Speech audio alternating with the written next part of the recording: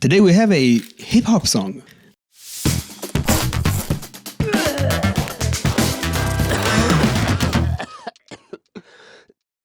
This week we'll be discussing the amazing song Underground by Eminem. Wait, what? Why did you pause it? Before you get angry, hear me out. We can't listen to the song from the beginning. Great question. The rhythmic illusion we're going to discuss today is the first thing that happens right at the top of the song. So once you hear it, it's going to be very hard to unhear it. Which means the verse is going to be very much influenced by how you heard the first part of the song, which is the chorus. So let's just start with the verse. Okay, this is the verse. Try to figure out what the time signature is. The backbeat should help you. Boxing cotton to send a fucking ox to rehab. Whack job in the back in a black stocking cap, jacking off to a hockey mask at a boxing match. Can't say that. Yes, Got an idea? Okay, let's go back to the beginning of the song. Ready? Here we go. Here comes the rain and thunder now. Nowhere to run to now. I've disappeared, don't wonder how. Looking for me, I'm underground. I'm down here. I don't know about you, but the vocal line is so powerful and the melody is very catchy. I hear a very clear pattern of 5. Here comes the rain and thunder now. Nowhere to run to now. I've disappeared, don't wonder how. Looking for me, I'm underground. Here comes the rain and thunder now. Nowhere to run to now. I've disappeared, don't wonder how. Looking for me, I'm underground. I'm down here, under the ground. I don't know what number you came up with before, but I doubt it was 5. So let's dive in. Looking at the verse, we have a repetitive drum beat, so let's check it out. The kick is playing the heaviest beat in this groove. Just notice that this kick is doubled by this orchestral hit as well. Goddamn insanity pills, fanny pack filled with zannies. Through every nook and cranny, looking for trannies, milk and cook. The snare is playing the backbeat.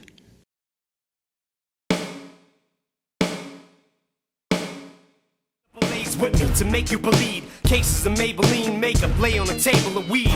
Slim Shady. And the hi-hat filling in the blanks.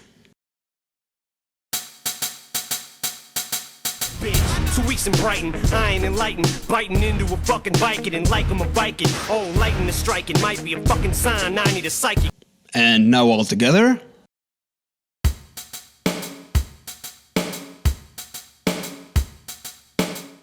I'm hearing a very interesting 2/4 groove that looks like this.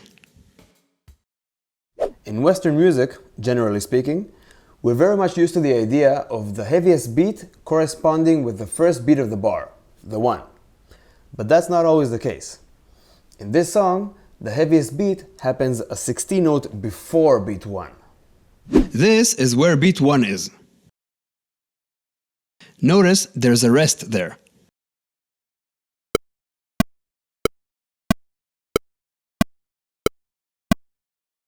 And this is where the heaviest beat is.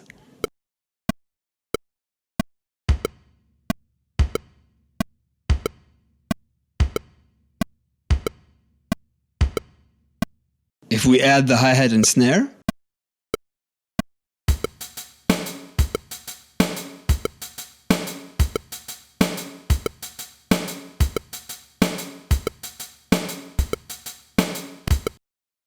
okay, great. So the verse is in 2/4 and the chorus is in what, some kind of 5? Well, the verse is in 2/4. There's no doubt about that. The chorus is kind of both in 5 and in 2. Yep, the chorus has 2 time signatures stacked one on top of the other. The vocal line is in 5, while the drum beat is still in 2/4. Let's see how that works out. When you stack 2 time signatures one on top of the other, they'll always have one common point in time where they align, and that point reoccurs every cycle. That point will also be considered as the beginning of each cycle. These 2 time signatures don't have any common subdivision. They just start at the same point. Basically, we have two different ways of dividing the same unit of time. One side divides it into 2 equal beats, while the other into 5 equal beats.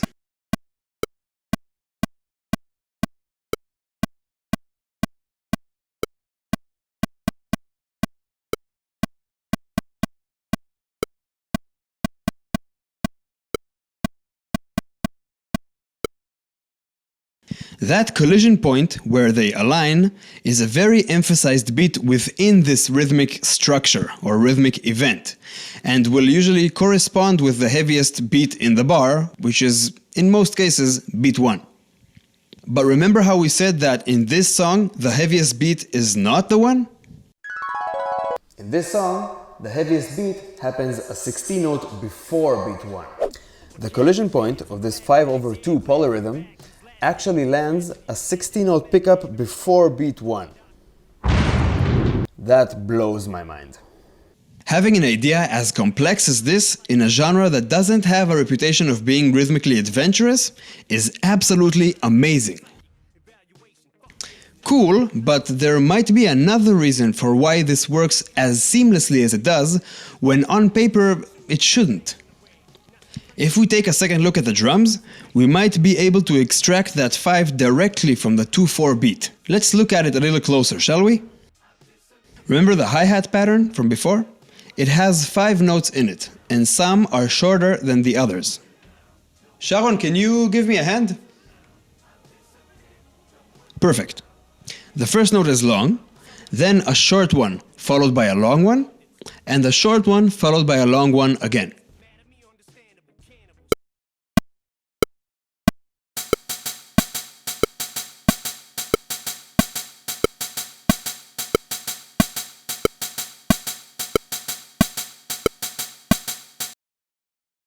The kick drum happens on this beat, and the snare on this beat.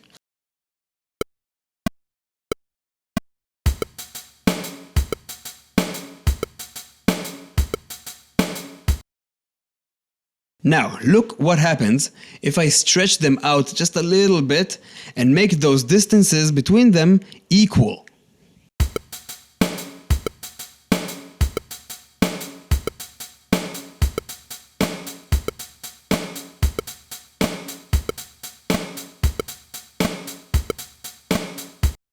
Oh, you hear that 5 creeping in?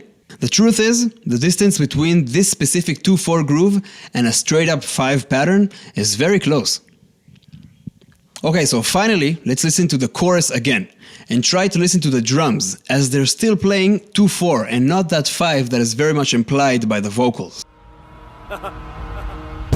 Here comes the rain and thunder now.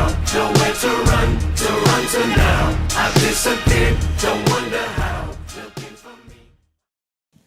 And now listen to the verse and notice how that 5 from before is still very strong in your ears, though it doesn't exist. Understand a damn what he said. I planned to relapse the second I walked out of that bitch. 2 weeks in Brighton, I ain't enlightened. Biting into a fucking Viking and like I'm a Viking.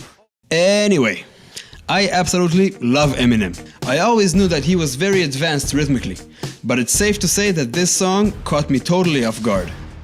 I don't know who's responsible for composing this beat, but whoever that man is, he deserves a cookie.